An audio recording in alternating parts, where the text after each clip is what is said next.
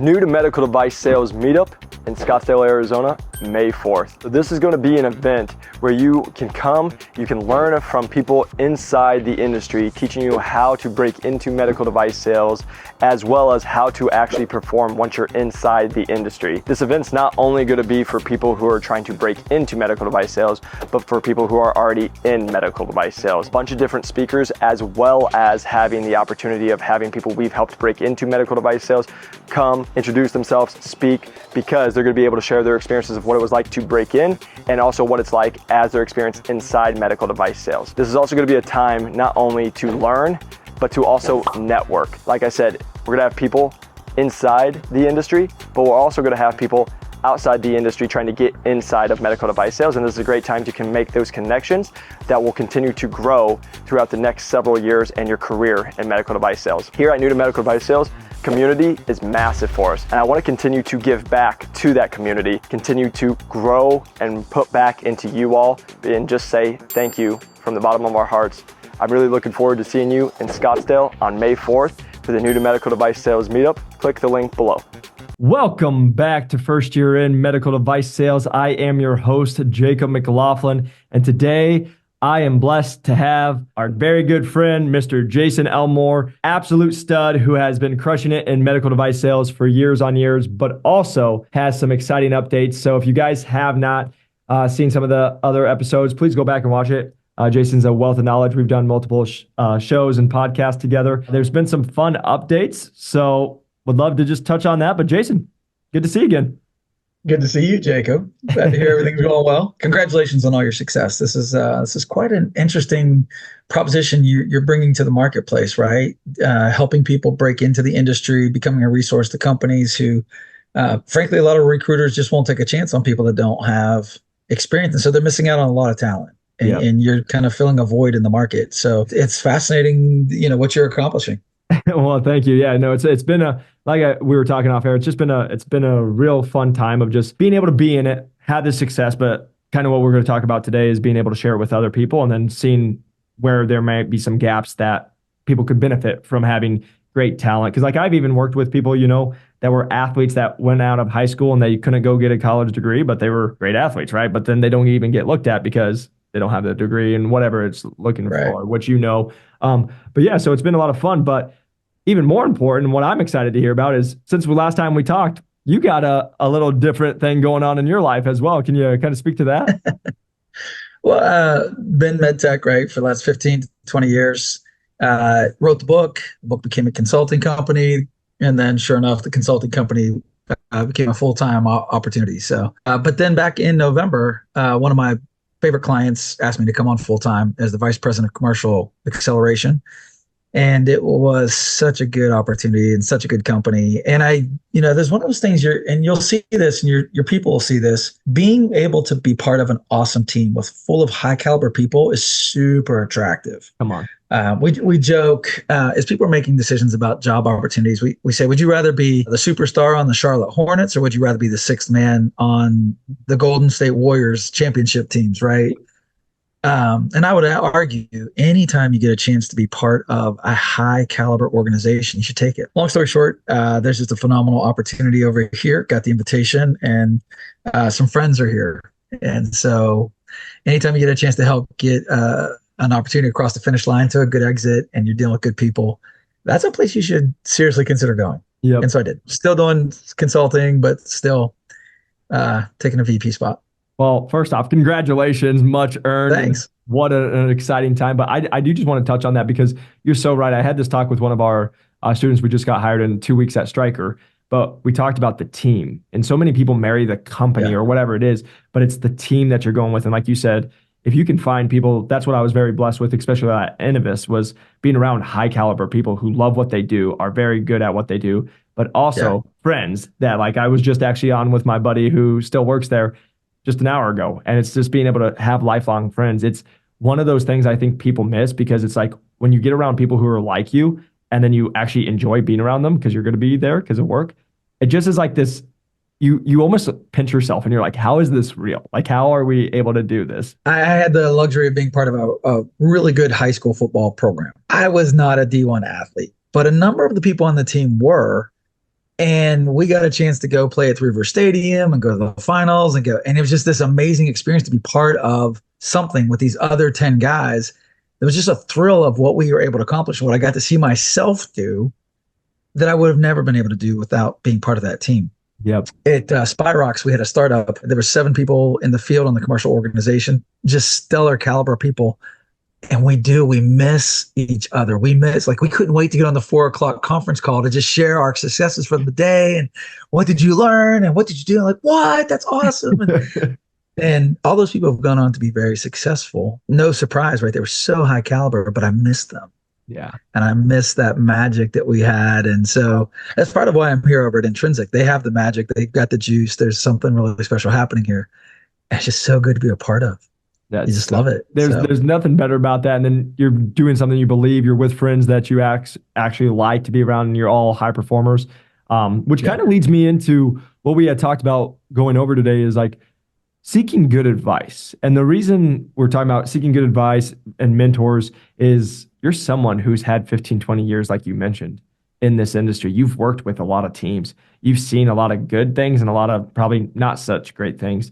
What I've learned, and we were talking a little bit off air, is, I just had a person who's in sales that is trying to break into med device sales, and they have a brother and a stepfather in med device sales, and their advice was just keep working your sales job and something will pop in your lap. And you and I were laughing and like, that's probably some of the worst advice I've ever heard from any salespeople, because I don't know many people who have quota just fall into their lap. You go make it happen, you do the stuff. There's so many people who will give advice. And there's so many people who will try to tell you what to do, but in a lot of times they're not doing it themselves. Or there could be people that are doing it, they don't know how to actually like resonate with somebody else. Because I've learned this being in sports, but also having employees and working with a lot of people, getting over 1,500 people hired is, like me and my brother are very different. You yell at me, you just flip the switch and I'm ready to go. You yell at my brother, he shuts down. He stops hearing a word you say. Right. Mm-hmm. And so I just wanted to talk with somebody like yourself who has that experience of being in for 15, 20 plus years, working with sales team, helping growing teams, what you've seen with people that have like really been able to, what advice is worth following and who should you even learn from? And then what that really looks like as a good mentor and where to go to help progress these people's lives. Because that's what I love, that who's listening to this is people who are wanting more. They're wanting to get better. Whoever's listening, it's like, yes, I want good advice. How do I know if it's good or not? How do I know that the person giving it to me is giving, how do I assess? In my training classes, there's a moment where I ask people to take a piece of paper and write down what 3 things have made you successful. Right? How did you get to this point? How did you get in this chair? We hear things like hard worker, passionate, driven, organized, relationships. Anyways, it works out to be a list. And every class, there's usually 1 or 2 things I've never heard before, right? Somebody puts on that list. Like, it's always interesting. But there are a lot of reoccurring themes, and frankly, the things that they put up on there, the traits and the characteristics, are super important. They're all valuable. You have to be driven. You have to be passionate. You have to be customer oriented. You have to be goal oriented. Like, those are legit. That makes sense. But then I always ask them, if I put somebody in the car with you for 3 days, could you transfer any of those to the other person? Is anything you just said transferable? And it's amazing, because usually that list, like, none of it. Yeah. Right. You can't transfer drive to the person in the car with you. You can't transfer, truly you can't transfer ethics. Either they have it or they don't. Anyways, most of those traits and those characteristics that go on that list are not transferable. And this is very problematic, to your point. If you're successful, but you can't articulate what's making you successful, and you can't transfer it to other people who are desperate to copy what you're doing, that's problematic. It's going to create pockets of success, which destabilize organizations. It's going to make you less valuable. And hear me clearly, I appreciate humility. I really do. But not now. This isn't the time to say, well, I'm just working hard and every squirrel finds a nut. And like, no, people are desperate to know what's making you successful and how you're doing it because they want to copy it. Yes.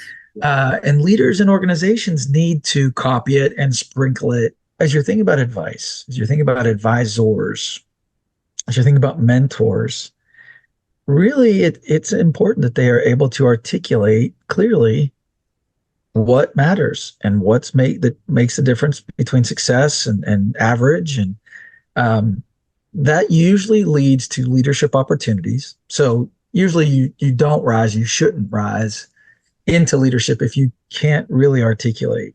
Right now, for you and for me, at this point in our careers, we're getting paid for pattern recognition. So you do want to look for that in a mentor. Like, does this person have that ability? Are they pretty good at pattern recognition? Because that's where the insights come from. That's number one. But then two, can they articulate? Can they transfer? That example you gave me is kind of funny about the father-in-law. Like, hey, well, just wait for it. Like, that is screaming. This person has no pattern recognition, no insight. Like, okay, love you, super nice person, but you're not going to be one of my mentors. Yeah. And then the other thing for a lot of your audience is you're doing a good job of coaching them on how to interview. And part of that is, as you said, right? Like, you have to conduct your own interview. You need to find out, is this person you're about to go to work for successful? Do they know things? Because either they know how to be successful and they're going to help you, or they're not, like, they don't. 1,000%. And I just want to touch on that thing is because what I see so many people do is like, especially in the interview process, but I see it in med device sales when I work with a lot of new reps and stuff. It's when you start being desperate. Like, so for example, our people who are just trying to get in, they're like, oh my gosh, I just need a job. I just need whatever. And I'm like, no, you need to make sure it's a great fit.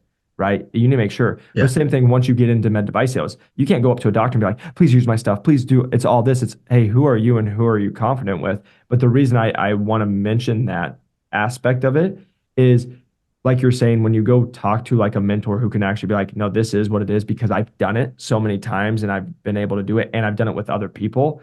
I think that's the thing that really I always want to get across to people, because there's a lot of, like we're saying, there's a lot of people who might be able to be in a career for a certain amount of time, but they might not know why they've been successful, or they might not be able to tell you why and be able to actually make it transferable. But the big thing I just want everyone to hear is what Jason's really pointing out is, like, we can help people get to where they want to do, but they have to interview, and what's the team they're going to be on? Is it going to be somebody that can actually teach them, grow them, and has done that with other people? Because I know one of the other podcasts you and I had talked about, you talked about one of the questions in an interview should be like, hey, regional manager, can you tell me about your other associate that was here, and where did they go after that, and how long were they in this position? Because it actually shows the success. And so I just want to mention that, because it's no different than we help people that are break in, but we've also helped people that are in the industry have success as associates in first year and all that, because I've been able to do it as well. Can you recognize what you're doing, and can you be able to teach it and then be able to pass it on? And one quote I just want to mention real quick, Jason, because it's going to make me mad if I don't say it, is I love Ted Lasso. I've just gotten into it. So you love London. You need to watch Ted Lasso if you haven't, but I'm sure you probably already have. But there's a quote in there by Higgins, and it's literally my life's motto now. And it's so funny, but I heard it and I was like, that's me forever, is a good mentor hopes you move on. A great mentor knows you will.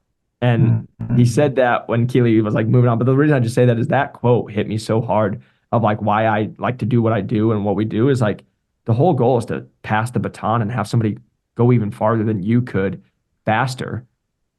And I think that's what makes a really great mentor, is they actually become selfless. And the last thing I'll say, and then I would love to hear your thoughts, but one thing that's really changed my life is, like, you and I are both men of faith, but like what I always think about is like God, and I think about Jesus as a leader when he washes the disciples' feet.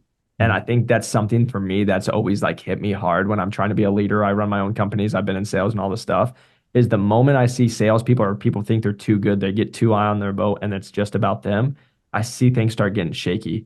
But the moment they go back and they're like, how can I go feed into others and make sure other people are taken care of? That's where I see something special really start to happen. Yeah. And it affects leaders and how they conduct themselves, some of the risks they take, some of the things they avoid, it lends itself to a whole bunch of good decision making. Mm-hmm.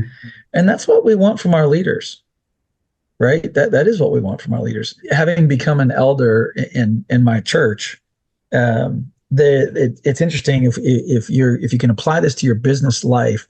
There are deacons and there are elders. Okay, deacons handle material needs, elders handle spiritual needs. But the Bible gives specific criteria for what those people must be if they want to hold those offices. And there's 13 or 14 items. The distinction between the deacons and the elders, though, is very interesting. To be an elder, you have to have two qualifications that the deacons do not have to have. An elder has to have the gift of hospitality and the ability to teach. So the gift of hospitality is so critical to building teams, working with teams, being willing to give, making people feel safe, making people feel comfortable, going out of your way to do what's necessary. Think of, going to somebody's house that you've really enjoyed, you really felt welcome, they really made you feel special, good listening skills, and really knew how to take care of a group of people. Hospitality. Funny though, that's critical. The higher you get up the ladder, your ability to be approachable and take care of people and that thing you were getting at a moment ago, really serve people and understand that's critical, is a big piece of that. The second part is the teaching, though. A deacon has to hold the faith in his hands, and it says hold the mystery of the faith without doubt, meaning doesn't have to understand it completely, doesn't even have to be able to defend or articulate it, but has to be able to sign a statement of faith and say, yeah, I believe this, even though I can't explain it all to you. That's okay for a deacon, okay? But an elder can't. An elder has to be knowledgeable, articulate, able to advocate and defend, exhort people, support, counsel, right? It's a much higher level. And that's what you want from a mentor. You want somebody who actually does have insights and can teach it to you. Mm-hmm. But that's not to say you won't run into both of those leaders in business. You will. Yep. Right? You'll have them both getting after it, getting it done. But one literally can't explain it to you. They can't. Mm-hmm. And so it's an odd example, but it actually applies. And I've seen this. Those qualifications are out there, and you want to be looking for it in your mentors. As you're thinking about, was that good advice or bad advice? Qualify the person who gave it to you. Yeah, so good. I love that, because that's one thing I talk to a lot of people about is they're like, hey, Jacob, I spoke to 15 different people and they all gave me different advice. Yeah, that's pretty common. But what's tough, especially if the people are trying to break in, you don't know, like, what they'll do is they'll be like, oh, they work at Stryker, J&J, Medtronic, whatever it is. And just because they work at the dream job that they want to have, they just take them for granted. Whatever they say, it's gold, right? But then they go talk to other people and then they're like, well, I'm not sure. But then we talk to reps. Like I just talked to a girl the other day. She's been in med device sales for about a year, not making more than $65,000 in ortho. She's struggling. She's like talking to her team members and they're not making a crazy amount. But then she's like, well, I'm really confused here. And that's one of the things I love about us. And like first year in, it's like, we just got somebody hired at 148K, but I'll get a lot of ortho reps who have been like, that's not real, because I've been in for 2 years and I only make 110. And I'm like, well, I apologize. It is real. It's just you haven't seen the other side, or you've been listening to somebody who might not be able to share that with you. And so I think that's just something that it's such a good point, but I wanted to just put out there is like, that's why we're making this episode, is you guys can go all learn and reach out to a bunch of people. And just because somebody has made it to a certain level, I think it's more of just learning about that person. And then when you get on a conversation, what is actually going on there? Because like you said, I've personally seen it, and we've all seen it in med device sales, outside of med device sales, in sports or whatever it is. There's that one person who just is like very good and they just focus on themselves the whole time and they're going to climb pretty high. But then there's the time of, hey, like you said, I absolutely love, if it's not driven, if it's ethical, all that stuff. Can you go into a car for 3 days and teach it to them? A lot of these people can't. And that's one of the things that I think is really big. That's what I love, like being a personal trainer. That's all we did was you have to teach people how to squat right and do all the things right. So that's why it's like I've been teaching. I wanted to be a strength coach so I could teach young men how to lift, but also be there. So I've like really got into the teaching world of being able to, how do I be able to relate to somebody? How can I be able to understand where they're at? And I think that's one of the biggest things too. I just want to state, as I've climbed this, and somebody actually just said they saw a video of me 4 years ago in my car that was $3,000 handing out my resume to people, to the surgery centers when I was trying to break into med device sales, is there's a lot of people that can climb these, but then they'll forget what it was like to be down here. And then they can't relate to that point of where that person's at in life. And so then they just talk way high level and then people miss it. And so I think that was, I just wanted to mention that because I see that a lot with people. They'll be like, well, I just did this or I've done this, but they kind of forget what it was like 2 years ago or what it was when they first started going into it. Yeah, and to stick with the coaching analogy that you brought up, a lot of really premier athletes cannot transition into the coaching, Come on. right? So if I like Jordan probably wasn't any type of person to be a coach. So it's always interesting, fascinating for me to look at the athletes who do become successful coaches or successful GMs. One of the things I've noticed that I think applies here, my best managers, my best mentors, the men and women that I've seen do the best job of leading organizations, in particular in medtech, there was an integrity across the board. They were good spouses. They were good parents. They still had good relationships with their siblings. They good decisions at meetings and the way they conducted themselves. And when you dug in a little bit deeper, there was a consistency across the board. They tended not to be divorced. Their kids hadn't gone off the rails. They they had a healthy relationship with, like I said, with their spouses, and it just wasn't just at work. Yeah. That's my point. Come on. As you're thinking on this topic of advice and getting good advice and really trying to select or qualify the person giving you good advice, part of getting good advice is getting it from a good person. Come on. That's been my experience. That's so good. Right? Yep. And it's odd because to take the sports analogy, a lot of the killers in sports, right? A lot of people who like uber ultra successful, Michael Jordan, I guess, would be an example. That dude's private life wasn't the greatest. No. He did some amazing things and became an amazing basketball player, but I think I'm looking at some other athletes that I really like to see, people who go to the top and excel at the highest levels, but manage to keep it together on the personal side. Is that fair? 1,000%. And I love that you said that because like I actually just had this talk with one of our students, and the reason I say that is being a young person in Scottsdale, I'm very fortunate to be around very financially successful people, and what a lot of those people love to do is give you advice on how you should live your life. And what my comment was to those people is, being where I'm at, having the life I do, they're like, oh, you could do this, you could also do that. But like what I'll sit here and tell you is everyone's going to tell you how you should live your life or how they want you to, because they're not doing it. But the reason I'm saying that is like, I've always said this, if they're very successful, like millionaires, I'll take financial advice or I'll take business advice from them. But when they start telling me to go sleep around or do all this other stuff, like that's not who I am. And I don't want to be that advice. And so it's like what you're saying is like, there's people I feel like we can always be learning from.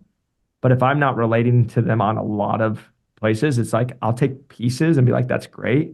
But it's not what I'm going to really like take down in my soul and like go for. Because I can just sit here and tell you, my friends, like one of the most successful people in my life, my grandpa. And he didn't make a lot of money. But like grandma tells me the story about how he used to drive to the gas station, pump the gas for her and tell her to save her money. And like that every time gets me like. And so what I've just learned is so many times people will just put like success with money. But like, what's the success of actual life? And I love that you said that. Yeah. Well, if our audience needs some advice, right?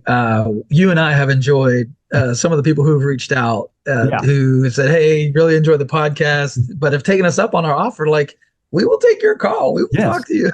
Yes. So if we can be of help, please give us a call. We really appreciate the feedback on the podcast and some of the topics we've been able to cover, and I'm glad that it's helping.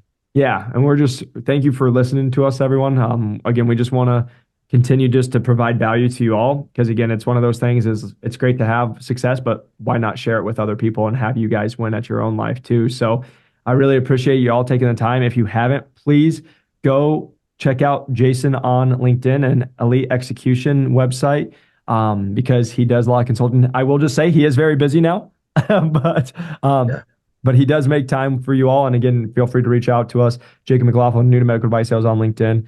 But Jason, I just want to say thanks again once more for taking time out of your busy schedule to join us. Absolutely. It's good to talk to you. Take care. Yeah, good talking to you. And if you guys can, press that like and subscribe button. A 5-star review helps us grow this channel. If you guys are interested in breaking in medical device sales, please feel free, click the link below, and we will see you on the next one. Peace.